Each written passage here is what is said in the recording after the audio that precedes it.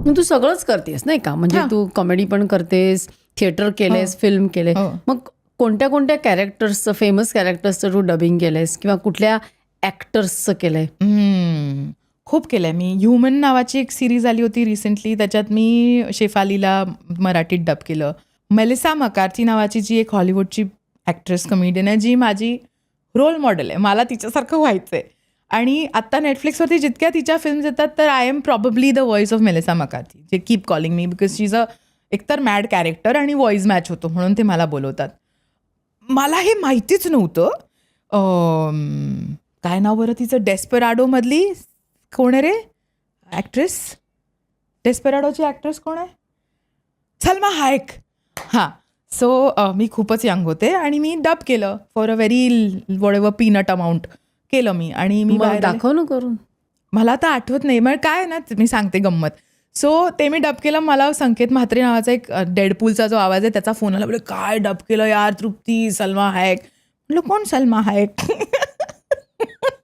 इतकी मट्ट होते की मला माहितीच नाही की तुझं व्हॉइस ऐकून मिमिक केलं असते. हां, so that is the trick ना, की म्हणजे अशोक रानडे नावाचे खूप चांगले टीचर होते, ही इज नो मोर नाव, पण त्यांनी सगळ्या म्हणजे शबाना आझमीपासून या सगळ्यांना ट्रेन केला. I was lucky to be a student with him. आणि त्याने आम्हाला सायन्स शिकवलं की काय असतं, की तुमचा जो हा जो विंड पाईप आहे ना, तो फ्लूटसारखा आहे. म्हणजे त्याच्यातनं फक्त वारा गेला पाहिजे, तुम्ही तिकडनं घशातनं नाही बोलू शकत. You have to speak from your diaphragm. इथे हवा भरली, ही बाहेर आली, ती ह्याच्यातनं बाहेर आली की तो व्हॉइस क्रिएट होतो. मग त्याच्यात रेझोनेटर्स असतात, त्याच्यात टिम्बर असतं, की तुमचा आता सपोज मंजिरीजी कशा बोलतात तर त्यांचा आवाज कुठे रेझोनेट होतो, मग त्या ज्या बोलताना ते हम करून त्याचा ओम शोधा. So now if you now you sed okay, so आता तुमचा रेझोनेटर इकडे आहे कुठेतरी. So I start humming that sound आणि मग तो साऊंड मी क्रिएट करते आणि मग त्याच्यात ते वर्ड्स बसतात. Same as what AI works ना, तुमचा आवाज फ्रिक्वेन्सी, टिम्बर, कुठल्या नोटवर कुठल्या पिचवर बोलताय ते मॅच केलं की तो आवाज निघतो. सो तुम्हाला कॅनमध्ये जो ऐकू येतो त्याला तुम्ही नीट मॅच केलं की तुम्ही त्या आवाजात बोलू शकता. जर तुम्हाला कळलं की हे कुठला रेझोनेटर आहे, ह्याचा टिम्बर काय आहे. काही लोकांचा घोगरा आवाज असतो, लाईक राणी मुखर्जीचा खूप घोगरा आवाज आहे, तर त्याला मग थोडीशी प्रॅक्टिस लागते, कारण तो घोगरा आहे ना असा थोडासा. मग तो हाय पिच्ड पण आहे, मग घोगरा हाय पिच करायचं. मग नाही मैं का जाऊ, क्या करू, क्या बोल रहे हो तुम. मग ते मॅच होत जातं हळूहळू. So it's a very simple thing. असं I have no specific people. Like me मध्ये मध्ये राधिका आपटेचे फनी व्हिडिओज करायचे आणि ती बोलली तू हरामी आहेस एक नंबरची. म्हटलं हो, बट राधिकाचा आवाज आहे ना तो असा आहे की सारखी सर्दी झाल्यासारखी वाटते. नेझल, पण नेझलमध्ये पण ब्लॉक नोज. नेझल हा असतो की नाही, अगं मला कळतच नाही आहे, म्हणजे बेसिकली नेने लेले जे असतात ते नेझल असतात नॉर्मली. पण राधिका आहे ना, तिचं भरलेलं नाक आहे.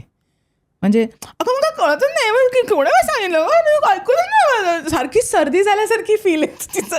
तू खूपच नालायक असं, तू मला सारखी अशी नको करू यार इमिटेट. किती काय कळत नाही, बेनिट ऐकतच नाही माझं. एक तर ती फास्ट बोलते. So you have to pick that. त्यांचा पेस काय आहे, त्यांचं टिम्बर काय आहे, टेम्पो काय आहे, व्हॉइसची क्वालिटी काय आहे. कारण आता मेघना एरंडे ते खूप मख्खन आहे व्हॉइस क्वालिटी, की हां मग आपण तिथे गेलो होतो ना, मग आपण असं करू. मग त्याच्यात काहीच there is no bump. It's a very smooth voice. तर ते then you have to, it's like playing a flute basically. Voice acting is like playing a flute. आणि ते प्रॅक्टिसनी कोणीही करू शकतं, म्हणजे पण प्रॅक्टिस पाहिजे. म्हणजे मी आठवड्यातनं कुठेही असली तरी 2दा मी माझ्या सरांसोबत बसून सुराचा अभ्यास करते. मी 3 तास त्यांच्याबरोबर रियाज करते. मला गाताही, म्हणजे गाण्याचा नाही पण ॲटलिस्ट 6 ते 6 सगळा अभ्यास, from this pitch to that pitch, from this note to that note, this key to that, everything. ते झालं का मग तुमचं व्हॉइस रेडी होतो. आणि ते कळतं की रियाज नसेल झाला तर कळतं की हा व्हॉइस नाही आहे, ह्याचा सरावलेला आवाज नाही आहे. कारण ते that you know, that flow you know की नॉट हॅपनिंग. तू मार्वलसाठी पण केलंयस ना? हो. बोलून दाखव ना. ओ गॉड, मला आठवत मला खूप फॅसिनेशन आहे वेगवेगळ्या. आपला आहे तोच आवाज धड बाहेर पडत नाही. आणि मार्वलसाठी पण मी काहीतरी केलं, आता मला आठवत नाही, कारण मंत्रा म्हणून माझा मित्र आहे, तर तो ते मार्वलचे सगळे सिरीज करत होता आणि त्याच्यासाठी मी काहीतरी एक केलं, खूप स्पेसिफिक कॅरेक्टर केलं, जे आय एम शुअर काहीतरी ग्रॉगी असणार, की आय एम गोईंग देअर वगैरे असं काहीतरी असणार. आणि मग ते बोलले की नाही, नाव Trupti, his voice is gone once, नाव शी कांट कम अगेन. म्हटलं यार हे क्या, इथं नॉनसेन्स आहे. But I can tell you, so Mantra आणि मी खूप जुने फ्रेंड्स आहोत. आम्ही पिया बेरुप्या नावाच्या नाटकात एकत्र होतो. So we have travelled together, we have lived together. म्हणजे आम्हाला एकमेकांच्या चड्ड्यांचे रंग माहिती आहेत. वी कॅन सी की हे काय आहे, इतके आम्ही एकमेकांना ओळखतो. तर मंत्राचा वाढदिवस होता आणि त्याच्या त्या M&M टॉकीजवाल्यांनी डिसाईड केलं की आपण सगळ्या आर्टिस्टना व्हॉइस नोट पाठवायला सांगूया, की मंत्रासाठी एक बर्थडे विश व्हॉइस नोटमध्ये पाठवा आणि आम्ही मंत्राला सांगू की रेकग्नाइज की ह्या कोणाचा आवाज आहे. तर मी पाठवलं आणि he couldn't recognise because I said, "Yeah, Mantra, bro, wish you a very happy birthday, man. Have a great year ahead. Yeah, Mantra. Okay, cool, bro. Yo." असं करून मी पाठवलं, ही कोण आहे?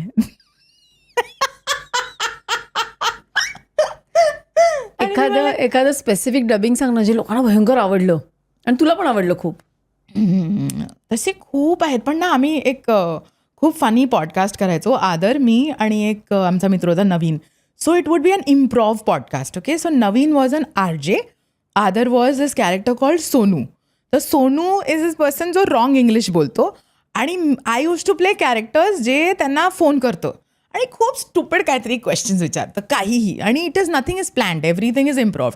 सो त्याच्यात एक मी कॅरेक्टर केलं ज्याचं नाव होतं VS गणेशन असं काहीतरी. तर ते बोला, नमस्ते sir, my name is VS Ganesan sir, I am from Kerala sir, but my family has a problem, they go straight line sir, now we've gone from straight line from Kerala to Kanyakumari sir, Kanyakumari to Kashmir we've gone sir, now we don't know where to go sir. So then we went straight, we reached Germany sir, now we don't know where to go. So that character, people are not ready to like even, म्हणजे त्यांना हे सहनच होत नाहीये की हे south Indian नाहीये, कोणीतरी मराठी मुलीने हा केलंय, पुरुष नाहीये, म्हणजे ही व्यक्ती ही मुलगी आहे, हे त्यांना सहनच होत नाहीये. But I think that made a lot of rounds की अरे तो करके दिखा. म्हटलं अरे सुनो ना, करके क्या दिखाओ वापस. बट हां, I think that was one thing that really.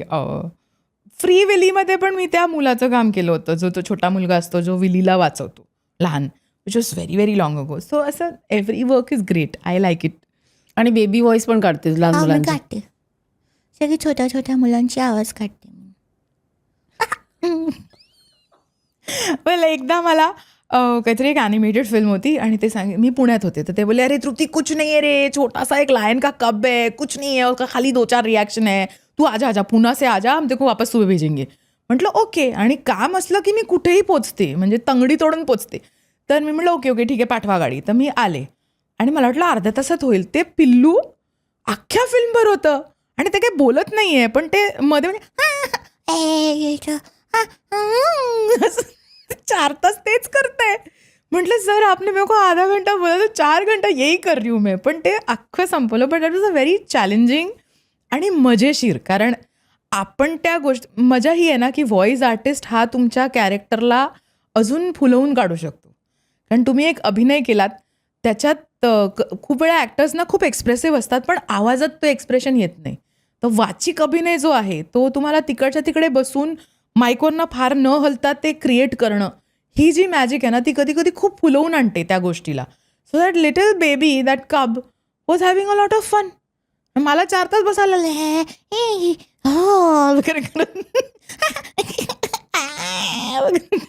पण तू नुसता आवाज नाही काढत, तू तोंड पण करतेस, एक्सप्रेशन्स पण देतेस. How do you bring it on? That is because you know acting. Yes, of course.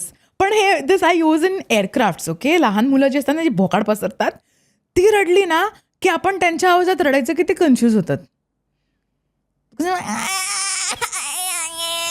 त्यांच्यासमोर रडायचं की ते असं आपल्याला कोण कॉम्पिटिशन. हां, मग ते असं की ह्या व्यक्तीकडनं हे एक्सपेक्टेड नाही, हा आवाज हा कसा आला, तर ते असे बघत होतात आणि झोपून जातात. मग वापर चांगला करतेस. Yes, I use all my skills everywhere. He clip शेवटपर्यंत बघितल्याबद्दल खूप खूप धन्यवाद. संपूर्ण एपिसोड बघण्यासाठी खाली दिलेल्या लिंकवर क्लिक करा आणि सर्व काही चॅनलला सबस्क्राईब करायला विसरू नका.